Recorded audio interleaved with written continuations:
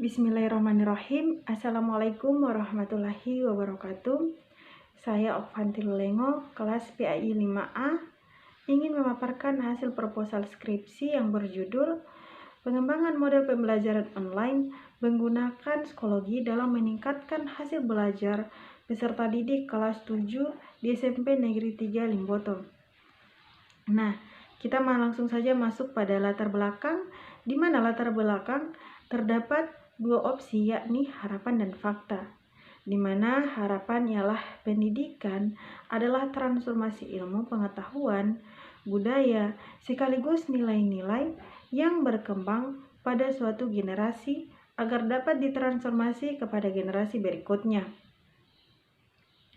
Dalam pengertian ini, pendidikan tidak hanya merupakan transformasi ilmu, melainkan sudah berada dalam wilayah transformasi budaya dan nilai yang berkembang dalam masyarakat.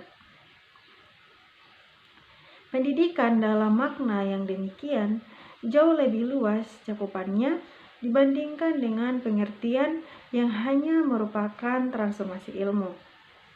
Pendidikan dalam konteks luas mengarahkan manusia pada perwujudan budaya yang mengarah pada kebaikan dan pengembangan masyarakat. Namun kenyataannya ialah ternyata sesuai fakta di lapangan atas hasil wawancara yang sudah ditanyakan pada Ibu Dewi Ayuba, mereka hanya menggunakan aplikasi WhatsApp dan Google Meet sebagai pembelajaran online. Tetapi ketika pembelajaran menggunakan psikologi itu belum diterapkan di sekolah tersebut. Sehingga yang melatar belakangi guru hanya menggunakan WhatsApp maupun Google Meet dan tidak menggunakan psikologi dalam pembelajaran dikarenakan sebagian besar siswa yang berada di sekolah SMP Negeri 3 Limboto tersebut tidak mempunyai handphone sehingga menjadi penghambat siswa belajar secara online. Selanjutnya, mengenai alasan mengapa penelitian ini dilakukan, yaitu untuk mengkaji dan menerapkan pengembangan model pembelajaran online menggunakan psikologi dalam meningkatkan hasil belajar PAI peserta didik kelas 7 SMP Negeri 3 Limboto. Kemudian rumusan masalah, yakni bagaimanakah pengembangan model pembelajaran online menggunakan aplikasi psikologi dalam meningkatkan hasil belajar peserta didik kelas 7 SMP Negeri 3 Limboto. Yang kedua, apakah faktor-faktor yang mendukung dan menghambat pengembangan pembelajaran PAI menggunakan aplikasi psikologi di kelas 7 SMP Negeri 3 Limboto. Dan yang ketiga, bagaimana hasil belajar PAI menggunakan aplikasi psikologi di kelas 7 SMP Negeri 3 Limboto. Kemudian, kajian teori menurut Juriati dalam Yeti Aryani dan Heli Selsa melalui psikologi nantinya siswa dapat mengunduh materi pelajaran, mengerjakan kuis, ujian, dan mengumpulkan tugas yang diberikan oleh guru. Sedangkan menurut Mahanani dalam Yeti Aryani dan Yuli Selsa, dengan menggunakan psikologi, guru bisa mengasah pola pikir peserta didik untuk berpikir secara kritis dan kreatif.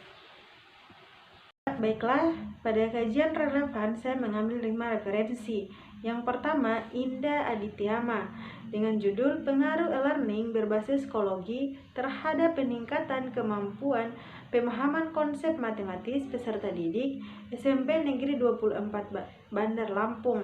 Yang kedua, Rizka Hezriani dengan judul Pengaruh Media Sosial Psikologi terhadap hasil belajar siswa pendidikan agama Islam di SMP Negeri 1 Atap 1 Pagar Dewa.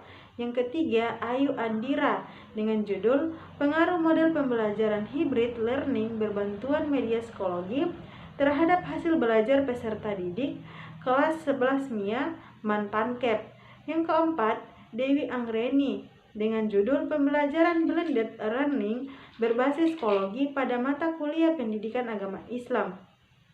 Yang kelima, Lu Putu Ari Pratiwi dengan judul Pengembangan Media Pembelajaran e-learning Model Blended Learning Berbantuan Psikologi pada mata pelajaran Sistem Komputer kelas 10 Multimedia di SMK Negeri 1 Sawan. Selanjutnya, saya akan melanjutkan penjelasan kerangka berpikir yang mempunyai 3 variabel. Yang pertama, model pembelajaran di mana terdapat beberapa indikator, yaitu pengertian model pembelajaran, apa saja model pembelajaran, dan tujuan pembelajaran. Yang kedua, hakikat psikologi, di mana terdapat beberapa indikator, yaitu pengertian psikologi, fitur-fitur psikologi, langkah-langkah psikologi, dan kelebihan dan kekurangan psikologi. Yang ketiga, hasil belajar, di mana terdapat 2 indikator, yaitu pengertian hasil belajar dan faktor pendukung atau determinan hasil belajar. Nah, jenis penelitian yang digunakan, yang pertama, metode penelitian R&D. Yang kedua, objek penelitian. Yang ketiga, lokasi dan waktu penelitian SMP Negeri 3 Limboto. Yang keempat, teknik pengumpulan data. Dan yang kelima, teknik pengolahan data. Panduan wawancara itu terdapat 6. Yang pertama, bagaimana model pembelajaran yang Ibu terapkan pada masa pandemi. Yang kedua, pada pembelajaran online Ibu menggunakan media apa. Yang ketiga, apakah Ibu menggunakan psikologi di kelas 7 di SMP Negeri 3 Limboto? Yang keempat, apa faktor-faktor pendukung dan penghambat pengembangan pembelajaran PAI menggunakan psikologi di kelas 7 SMP Negeri 3 Limboto? Yang kelima, bagaimana hasil belajar ketika menggunakan aplikasi psikologi? Dan yang keenam, mengapa sekolah SMP Negeri 3 Limboto tidak menggunakan aplikasi psikologi? Selanjutnya, ini adalah outline skripsi yang terdiri dari bab 1 sampai bab 5.